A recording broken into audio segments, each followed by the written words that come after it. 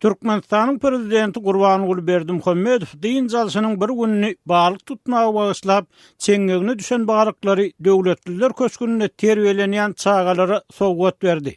Ada aýdylmadyk ajaýyp köllü balyklaryň 25 görnüşiniň bardygy aýdylýar. Ene tasy çagalar prezidentiň ýiberen balyklarynyň beşerilen çorbanyp döwlet taşytanyny alkyş aýtdylar. Berdimuhamedow tutan sapaklaryny we soňlaryny ýetimler öýüne elin getirip bermekden saklanyny we çagalar onuň ullukan pitleri salyp ýiberen janly balyklaryny prezidenti guwanmaly bolurlar. Ýöne habardan sanlyca balygyň çagalaryň hemmesine ýetenini we olaryň ören minnetdar bolanyny aýan bolýar. Golaýda Berdimuhamedow köşkde dürli welaýatlardan gelen çagalar bilen el tutuşup buğday planynyň dolmagyny bayram etdi. Belki de ýurtda ýeki hadisasy hem resmi taýdan hasap alınmadyk koronavirus aladalary bilen baglykda döwletliler köşküniň çagalary balykçy prezident bilen surata düşüp taryha girip bilmedi. Ýöne günüň habarynaky esas täzelik mundan koronavirus aladalary esasyny ýüz maskalaryny geýmegi gadagan eden Türkmenistanyň prezidentiniň ýüz maskaly görkezilmegine boldy. Berdimuhamedow odal öz derman ösümlikleri kitabyna salgylanyp ýokonç kesellerden ýüzärlik, sadak pürü we küli, buruşly uğnaş bilen gorunmagy maslahat beripdi. Emma indi prezident köl boýuny ýanyna hiç kim ýok wagtyny hem ýüz maskasyny geýýär.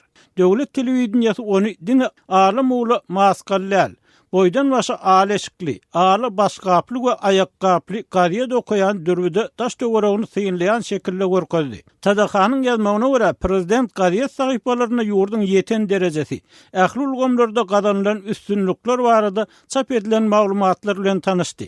Berdimuhamedow buradan üstünlükleriň beýan edilişinden nägile bolup, medeniýet we metduat boýunça ornwasaryny ýene bir gezek täzelemek kararyna gelipdi. Türkmenistanyň Saglyk ministrligi ýurtda maska geýmek düzgüniniň giridilmegini COVID-19 aladalary bilen näle eýsem, howanyň düzüminiň belli bir derejede hapalanmagy bilen düşündirýär.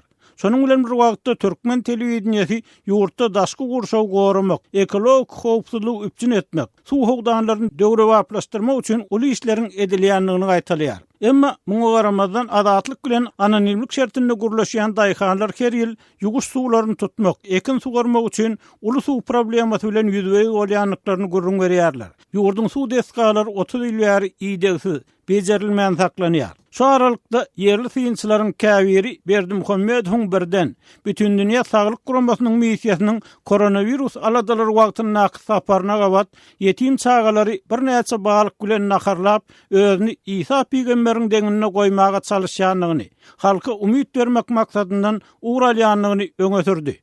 Rawaýaty görä İsa pygamber hem öz wagtynda 500 adamy 2 san balyk bilen naharlap gudrat görkezipdi. Ekspertler Türkmenistanyň garaşsyzlyk gyllaryny iň agyr ykdysady kynçylyklaryny başdan geçirýändigini aýdýarlar. Yerli Synçylaryň tasdiklamagyna görä, ýylatyň köp bölegi 3 ýyl bäri tas açlyk ýagdaýynda esasy az önümleriniň ýetmezçiligine ýaşaýar.